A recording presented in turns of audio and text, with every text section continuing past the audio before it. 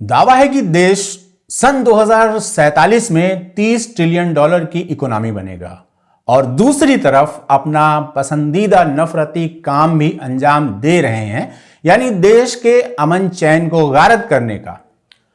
मस्जिदों पर बुलडोजर चल रहे हैं, साथ में पहाड़ों के सुकून भरे शहर को माचिस लगा दे रहे हैं। एक बार फिर से एक आम हिंदुस्तानी मुसलमान दहशत में है। ऐसे में रोज रोज देशभक्ति का एग्जाम अटेंड करता भारतीय मुसलमान क्या करे?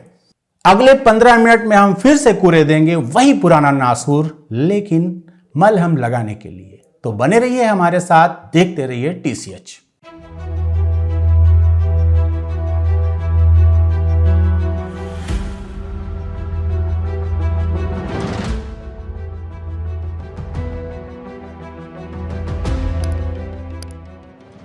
नमस्कार, आदाब। द क्रेडिबल हिस्ट्री में आपका स्वागत है और मैं हूं इकबाल।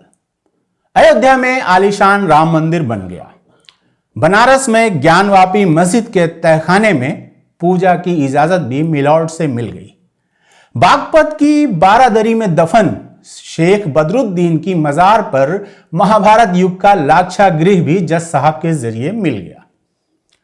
उत्तराखंड की विधानसभा में यूनिफॉर्म सिविल कोड भी जय श्री राम के उद्घोष के साथ पास हो गया, लेकिन मजा नहीं आ रहा था। भारतीय मुसलमान कोई भी प्रतिक्रिया नहीं दे रहा था। वो चुपचाप अपने काम में लगा हुआ था और भड़क ही नहीं रहा था। फिर आखिर सत्ता के शातिर खिलाड़ियों ने दांव चला। उत्तराखंड के हल्द्वानी में बुलडोजर निकला और एक मस्जिद और एक दरगाह को रौंद कर वो काम कर दिया जिसकी उन्हें तलाश थी। हल्द्वानी सुलग गया। इतिहास में सबूत मौजूद है कि आग लगाने वाले हाथ कौन होते हैं जो कभी पकड़े नहीं जाते, और इसके साथ ही गोदी मीडिया के पत्तलकारों को भी हड्डी मिल गई, क्योंकि इन्हें पता है नफरत के नशे से उबरते ही भक्तों की भीड़ भी वही सवाल पूछने लगेगी जो समझदार जनता पूछ रही है। नौकरी कहां है? रोजगार कहां है? महंगाई आसमान पर क्यों है? और ये सवाल उन्हें पूछने नहीं देना है। राम मंदिर के जरिए कट्टर हिंदू समाज को गोल बंद करने की मुहिम को कामयाबी के साथ एग्जीक्यूट करने के बाद वो नारा जो जय श्री राम के साथ ही जन्म लिया था लेकिन मंद पड़ गया था, वो फिर से सुनाई देने लगा। वो नारा था कि अयोध्या तो झांकी है, काशी मथुरा अभी बाकी है। सवाल यह भी है कि क्या काशी मथुरा के बाद यह अश्वमुख का घोड़ा रुक जाएगा? नफरत की गर्मी से उबलती प्यास बुझ जाएगी? जवाब है नहीं। लिस्ट दिन पर दिन लंबी होती जा रही है। ताजमहल तेजो महालय है, कुतुब मीनार विष्णु स्तंभ है, और गंगा जमुनी तहजीब की प्रतीक अजमेर वाले ख्वाजा साहब की दरगाह भी एक मंदिर है। ऐसी एक लंबी फेहरिस्त है जो मजाक और मीम्स के जरिए ठेली गई और धीरे धीरे गंभीर मुद्दा बन गई। सवाल एक और है कि चलो मान लिया कि ये जो दावे हैं सब सच हैं और सत्ता और इंसाफ के सारे सुतूनों पर कब्जे के जरिए हासिल भी कर लिए, तो उसके बाद क्या? क्या इतिहास के उन पन्नों की भी खुदाई होगी जो ब्राह्मण धर्म के महंगे कर्मकांडों के खिलाफ उभरे बौद्ध और जैन नाम से आए थे, दुनिया भर में भारत की पहचान बने? उनकी आस्था के ठिकाने या तो जमींदोज कर दिए गए या फिर उनका रंग रूप बदलकर अपने पूजा स्थलों में तब्दील कर दिए गए। पुरातत्व विभाग कहता है कि सोमनाथ मंदिर के नीचे 3 मंजिला इमारत है और पास में ही बौद्ध गुफाएं हैं। यह कोई व्हाट्सएप यूनिवर्सिटी का फॉरवर्ड किस्सा नहीं है। 3 साल पहले हमारे प्रधानमंत्री जनाब नरेंद्र मोदी के आदेश पर एक्सपर्ट ने करीब 5 करोड़ रुपए की आधुनिक मशीनों से मंदिर के नीचे जांच की थी। जमीन के नीचे करीब 12 मीटर तक जीपीआर इन्वेस्टिगेशन करने पर पता चला कि नीचे भी एक पक्की इमारत है और प्रवेश द्वार भी है। पुरातत्व विभाग की 1 साल की जांच के बाद 32 पेजों की एक रिपोर्ट तैयार कर सोमनाथ ट्रस्ट को सौंपी गई। रिपोर्ट में बताया गया कि मंदिर के नीचे एल शेप की एक और इमारत है, और यह भी पता लगा कि सोमनाथ मंदिर के दिग्विजय द्वार की कुछ दूरी पर ही मौजूद सरदार वल्लभ भाई पटेल की स्टेच्यू के आसपास बौद्ध गुफाएं भी हैं। इसी तरह से अगर आप गूगल कर रहे हैं कि भारत का सबसे पुराना हिंदू मंदिर कौन सा है, तो आपको बिहार के कैमूर का मुंडेश्वरी देवी का मंदिर बताएगा, जो 2186 साल पुराना है, यानी 186 ईसा पूर्व। आप मुंडेश्वरी देवी के मंदिर के चित्र सर्च करेंगे तो हैरान रह जाएंगे, क्योंकि वो तो बुद्ध की प्रतिमाएं हैं। और ऐसे सैकड़ों उदाहरण हैं जहां बुद्ध और महावीर भगवान विष्णु या शिव में बदल दिए गए। लेकिन बौद्ध और जैन तादाद में कम हैं और वोट की राजनीति में महत्वहीन होने की वजह से उनकी आवाज कभी बुलंद नहीं होगी। साथ ही धर्म के शातिर खिलाड़ियों ने बुद्ध और महावीर को भी विष्णु अवतार घोषित कर किस्सा ही खत्म करने का जो मास्टर स्ट्रोक खेला वो अलग है। मजेदार बात यह है कि जैन धर्म का एक बड़ा तबका भक्तों में शामिल हो चुका है और बुद्ध को तो दशावतार में से एक मानकर ताजा ताजा बने अयोध्या के राम मंदिर की बाल रूप प्रतिमा का ही हिस्सा बना लिया गया। और मुझे कोई तकलीफ नहीं है कि बुद्ध और महावीर का क्रांतिकारी आंदोलन उसी धारा में समाहित हो गया जिसके खिलाफ वो खड़ा हुआ था। अच्छी बात है कि उनकी घर वापसी हो रही। लेकिन एक तरफ यह दावा कि देश को 2047 तक आर्थिक रूप से इतना मजबूत बनाना है कि वो विश्व की सबसे बड़ी ताकत होगा। कैसे बनाएंगे इसका कुछ पता नहीं है, लेकिन बनाना है। वहीं दूसरी तरफ देश की आम जनता को एक दूसरे के खिलाफ खड़ा किया जा रहा है, मंदिर और मस्जिद के नाम। कुछ दिन पहले ही बनारस की ज्ञानवापी मस्जिद के तहखाने में पूजा की इजाजत वहां की निचली अदालत ने दे दी। अमन और सुकून से रहने वाला मस्त मौला बनारसी लोगों की जिंदगी में फिर से जहर घोलने की कवायद शुरू हो चुकी है। और एक दूसरी खबर उत्तर प्रदेश के बागपत के बरनावा गांव से आई। वहां मौजूद पुराना ऐतिहासिक टीला महाभारत काल का लाक्षागृह है, न कि शेख बदरुद्दीन की दरगाह और कब्रिस्तान। इसे लेकर 53 साल से चल रहे वाद पर अदालत ने अपना फैसला सुना दिया।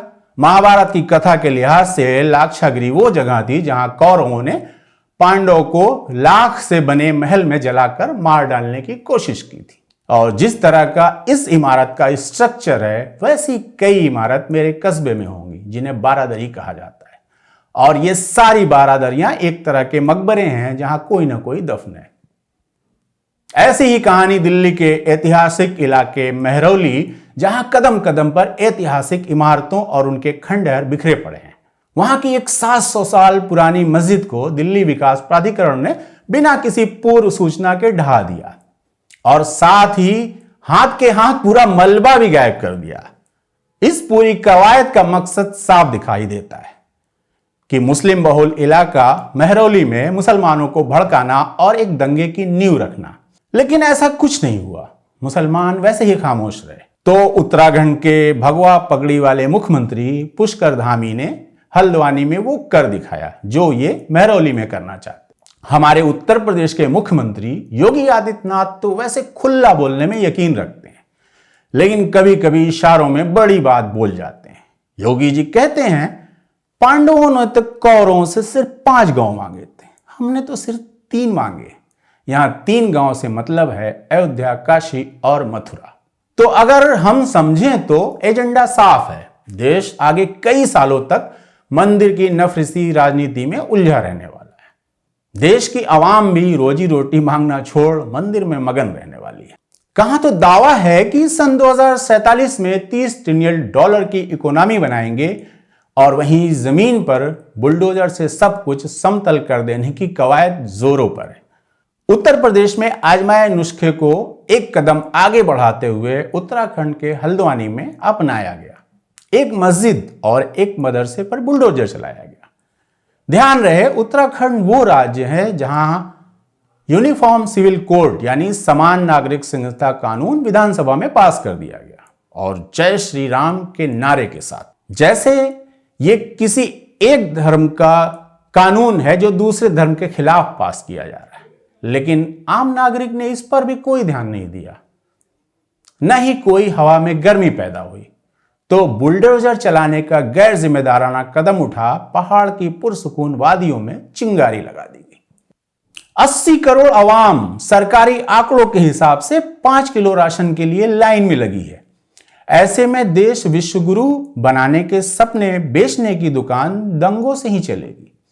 अयोध्या में राम मंदिर बनाकर भी आरएसएस और उसके कारिंदे पूरी तरह से मुतमईन नहीं है कि 2024 के लोकसभा चुनाव में गोदी मीडिया के फैलाए 300-400 सीट वाले आंकड़े जमीन पर पूरे होंगे। ऐसे में एक आखिरी और आजमाया हुआ कारगर नुस्खा है हिंदू मुसलमान दंगा। नफरत की खेती में यही फसल सबसे ज्यादा पैदावार देती रही है और हल्द्वानी में जो कुछ हो रहा है उसकी कीमत आखिर में गरीब मुसलमान ही चुकाएगा। अफसोस की बात यह है कि उसकी भरपाई करने कोई नहीं आएगा। ऐसे में देश भर में फैले 20 करोड़ से ज्यादा हिंदुस्तानी मुसलमान क्या करें?